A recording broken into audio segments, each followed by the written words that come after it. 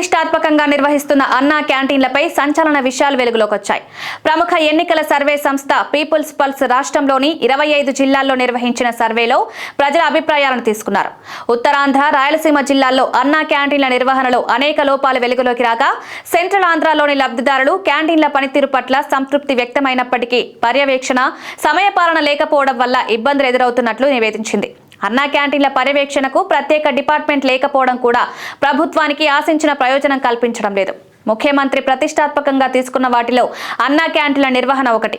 పేదల ఆకలి తీర్చాలనే సదుద్దేశంతో ఆర్థిక భారం లెక్క చేయకుండా ఈ పథకాన్ని నిర్వహిస్తున్నారు.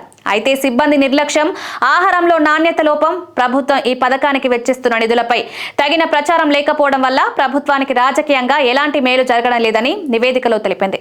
2018లో చంద్రబాబు ముఖ్యమంత్రిగా ఉండగా అన్నా క్యాంటీన్లను తొలుత ప్రారంభించారు. అయితే 19లో అధికారం కోల్పోయిన తర్వాత అన్నా క్యాంటీన్లు మూతపడ్డాయి. కానీ చాలా చోట్ల తెలుగుదేశం పార్టీ నేతలు తమ అధినేత ఆశయం కొనసాగించాలనే ఉద్దేశంతో ప్రైవేటుగా నిర్వహించారు. ఇప్పుడు ప్రభుత్వం నడుపుతున్న క్యాంటీన్లను టీడీపీ నేతల ఆధ్వర్యంలో నిర్వహించిన క్యాంటీన్లతో పోలిస్తే ఎక్కువ శాతం అసంతృప్తి వ్యక్తమవుతుంది. అన్నా క్యాంటీన్లలో 5 రూపాయలకే భోజనం పెడుతున్నారని అక్కడి సిబ్బంది చెప్తున్నా ప్రభుత్వం అదనంగా ఇస్తున్న మొత్తం ప్రజలకు తెలియడం లేదని తెలిపింది. దీనివల్ల 5 రూపాయలకే భోజనం ఇస్తున్నామని క్యాంటీన్ల సిబ్బంది కసురుకుంటున్నట్లు చెప్తున్నారు.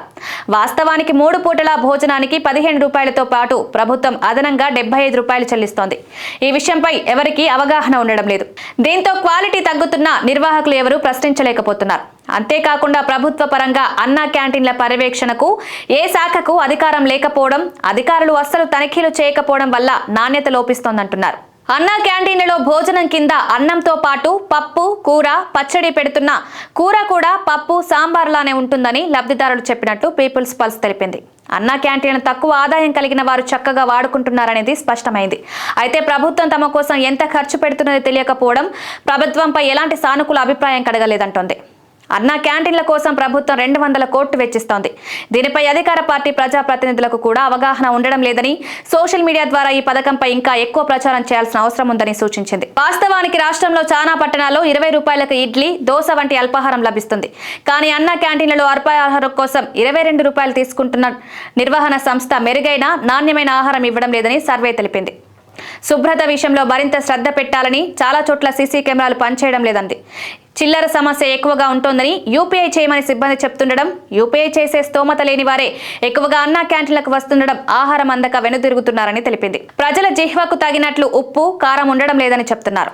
అక్షయ పాత్ర ద్వారా భోజనం సరఫరా చేస్తున్నారని, అక్షయ పాత్ర వంటశాలలు ఉమ్మడి జిల్లాకు 1-2 మాత్రమే ఉంటున్నాయని తెలిపింది. క్యాంటీన్లకు చేరేసరికి చల్లబడిపోవడం, చెడు వాసన రావడం జరుగుతోందని పీపుల్స్ పల్స్ తన నివేదికలో తెలిపింది. నాయకులు తరచూ క్యాంటీన్లను తనిఖీ చేయాలని, ముఖ్యమంత్రి, మంత్రులు ఆకస్మిక తనిఖీ చేస్తే ప్రయోజనం ఉంటుందని తెలిపింది. ప్రభుత్వం ఎక్కువ మొత్తంలో నిధులు అందజేస్తున్నా తగిన రాజకీయ ప్రయోజనం లభించడం లేదని, స్వయం సహాయక సంఘాలకు క్యాంటీన్ల బాధ్యత అప్పగిస్తే స్థానికంగా ఉపాధి కల్పనతో పాటు మెరుగైన ఫలితం వచ్చే అవకాశాలున్నాయని సూచించింది. మొత్తానికి ప్రభుత్వం భారీగా డబ్బు వెచ్చిస్తున్నా రాజకీయంగా ప్రయోజనం దక్కడం లేదని మాత్రం తెలిపింది.